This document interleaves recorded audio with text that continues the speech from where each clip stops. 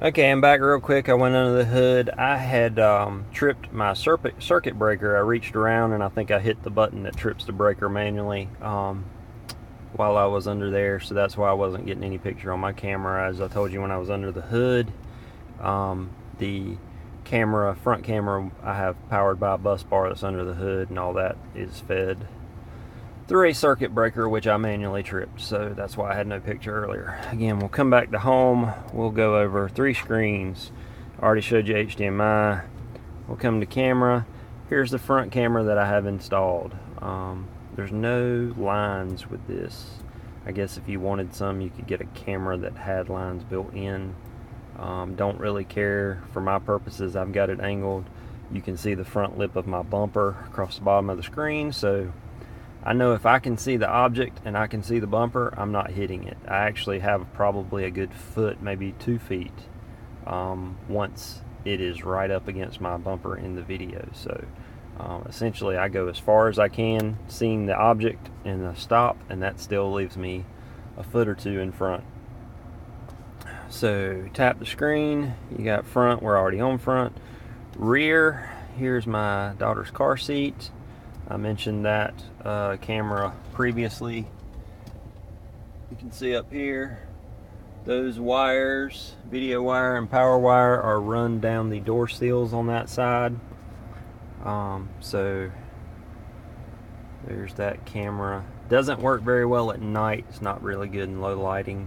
You can turn on the LEDs, overhead LEDs, and get light. I don't know if that'll bother her, but anyway, works really great in the day.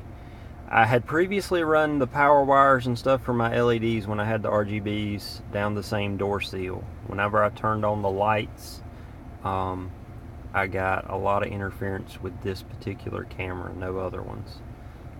When I redid for the 6000K white LED strips, I ran down the driver's side door seal, and I'm not having those issues.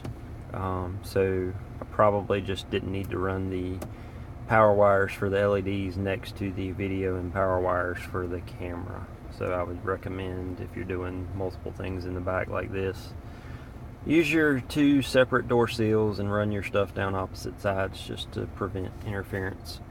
Or test it out before you close everything up so you know that it's not going to cause interference while they're laying in the same channels. So again, we got left and right, which I currently do not have. I'd like to get something that looks clean, kind of like the IntelliHall mirror caps. MVI offers some cameras that mount to the bottom, and they're cool too. Just looking for something a little bit cleaner than that. We'll go back to front and rear and exit.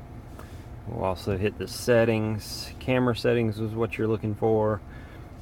Reverse camera option will give you aftermarket or OEM. This determines what camera you see when you put it in reverse. So factory camera is what I would see, and we'll show you that right now. In reverse, I get my factory camera.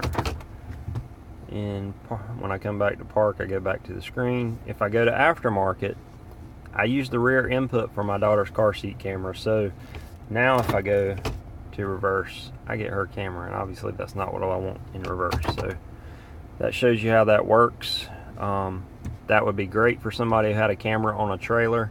When you're hauling the trailer, you can change the setting, and then when you throw it in reverse, you'll see behind the trailer as opposed to behind your truck. But that's one setting. You've got left and right by turn signals. Obviously, if I had the turn signal cameras, I would enable that. Front camera triggered by speed will allow the front camera to come on under 10 miles an hour. That is very useful in certain situations. Not particularly useful for the way I drive. I don't need it pulling into my carport.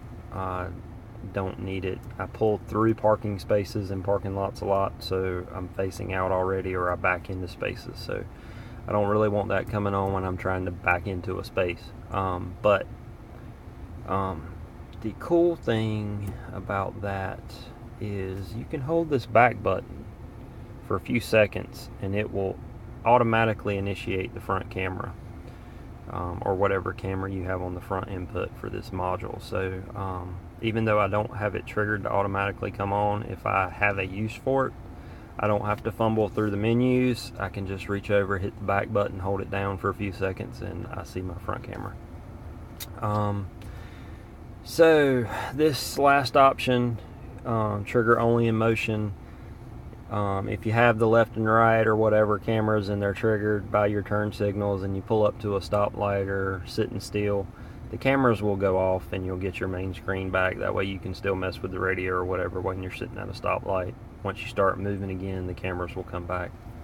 So we'll exit out of that, and that should pretty much wrap that up. I've already done a video review of this system, so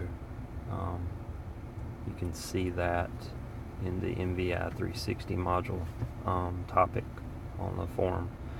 But I'm just trying to cover everything that I've done and how everything works. So I think that pretty much covers it. And if anybody's got any questions, I'll be glad to answer them.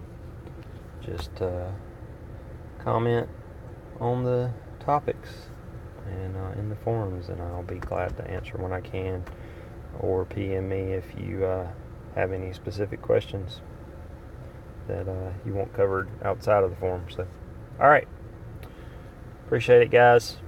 Thanks.